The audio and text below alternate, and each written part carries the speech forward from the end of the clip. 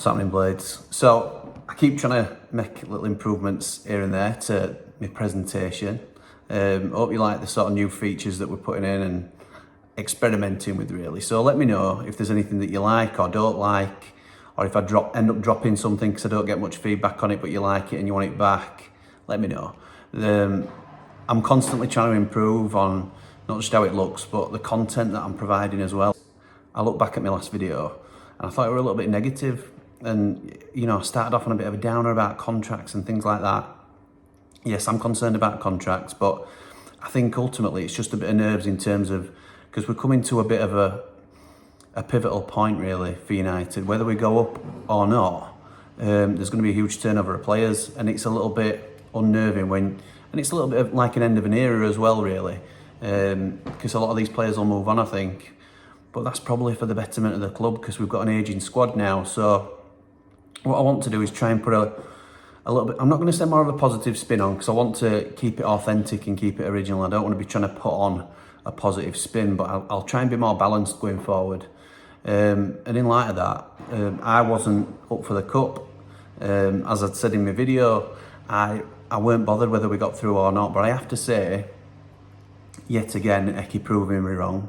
It could have gone wrong. One example being, Burnley had a great performance at Bournemouth, put a really strong team out, and I hadn't had an update on this, but two of their main boys got injured from some updates that were coming through at Live Report. One of them, Harwood Bellis, centre half, had to be subbed off early in first half. So those are the risks you run by putting a strong team out. But we never had to get out of second gear, really, and we absolutely dominated what looked like a massively uninterested Millwall team.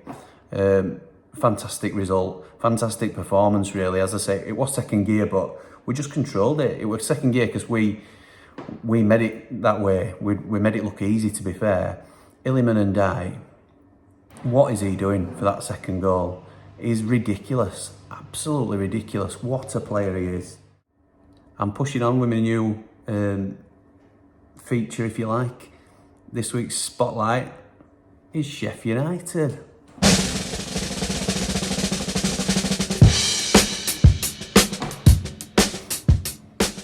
So obviously I'm here to talk about Sheffield United anyway. I don't need to spotlight them, but I think what I do need to do is reflect a little bit on how well we're doing, rather than what we might mess up, or what might happen, or what might not happen.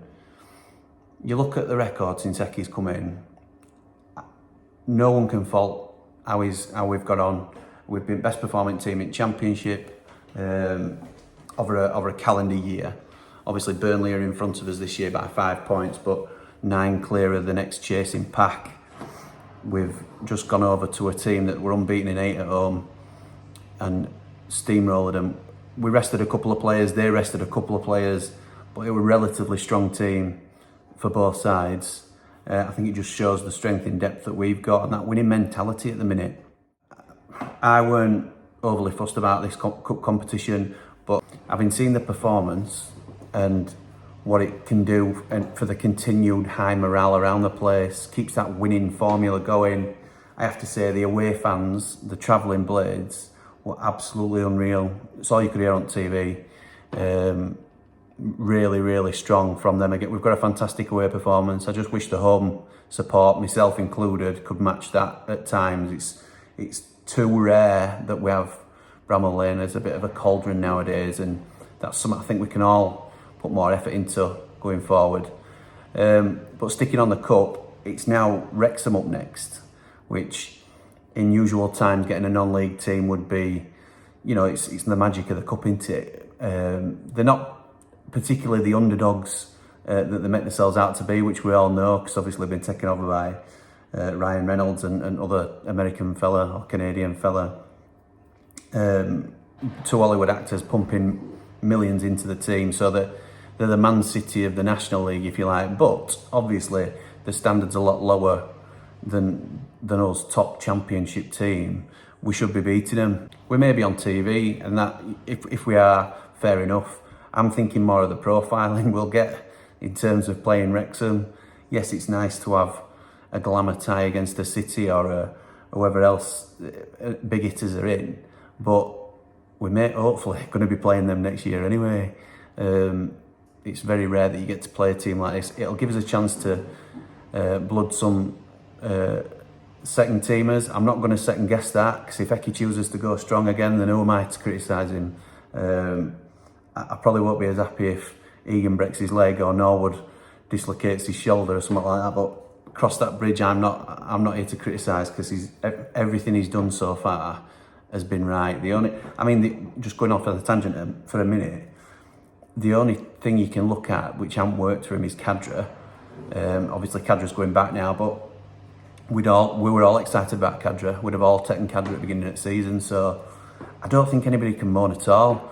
And going back to the Cup, I think the exposure we'll get, they've got a Netflix documentary series. We're trying to expand the image of the club worldwide. I'm not saying this one game will do it, but there's more eyes on us than there would be in playing Fleetwood at home, for example. They were the only ones I didn't want, by the way, Wednesday. I could not. No, thank you. I won't want Leeds either, but I'm delighted with draw. I think it gives us a great chance to go through. It's good for profile. It's a great away day.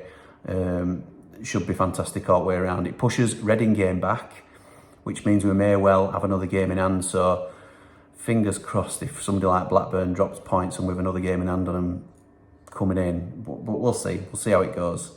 I've got another new feature coming that comes courtesy of Dave the Blade, we'll call him. It's my little brother. Little brother is 6 foot odd like, but that'll be in a future video. So watch this space. But my next one's going to be Stoke. What's your team?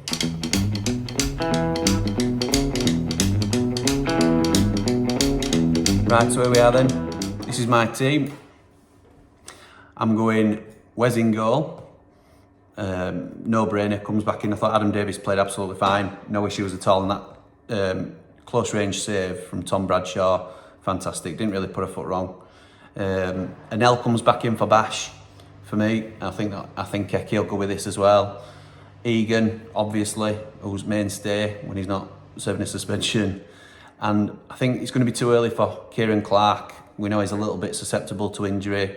He's getting to that stage in his career where he can't quite overcome like he maybe used to do when he was a bit younger. I think it'll be Jackie Longthrow in at left centre half. A little bit more optimistic of me, and fair play to Ender, he's done okay. But Max Lowe comes in at left wing back for me. There's maybe a surprising one for those of you that have watched my rambles previously. I'm dropping George. I don't like doing it, and I'm not convinced Eki will do this, but I don't see how you can drop Bogle on form he's on. I know I'm not saying just because he scored you should keep him in. I thought his overall performance was fantastic again.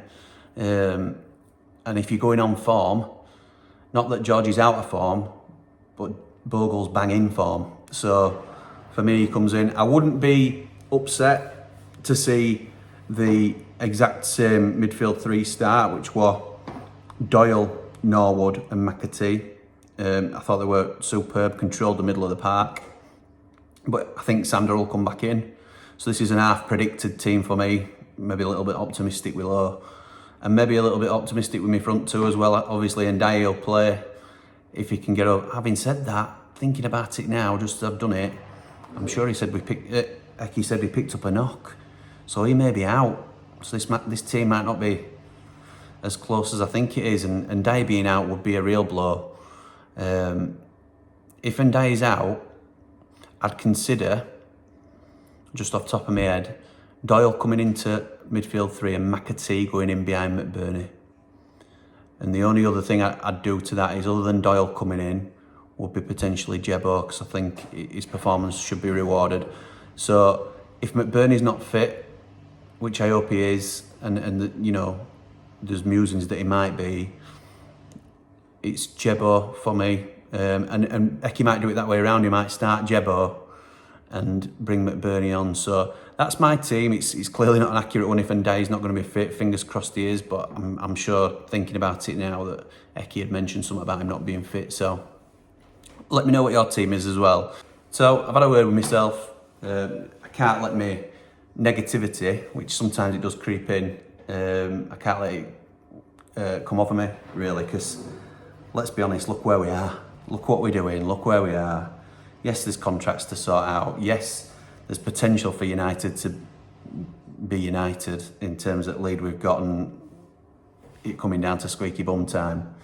But yeah, let's try and enjoy it. I can't if you can't enjoy when you're flying high at top of league, because if we do, let's be honest, if we do get promoted, it's certainly not going to be a win after win every week, is it? I know we did well in first season under Wilder, but I'd anticipate a tough season next year. For me, it's more about let's get there first, then let's look at this, what I think is going to be a big overhaul of the squad. And it'd be nice to do an overhaul at squad with Premier League money. If we don't get there, then obviously it's another conversation, but I'm going to try and enjoy the success while we're having it, really. So that's a message from me to me, I suppose.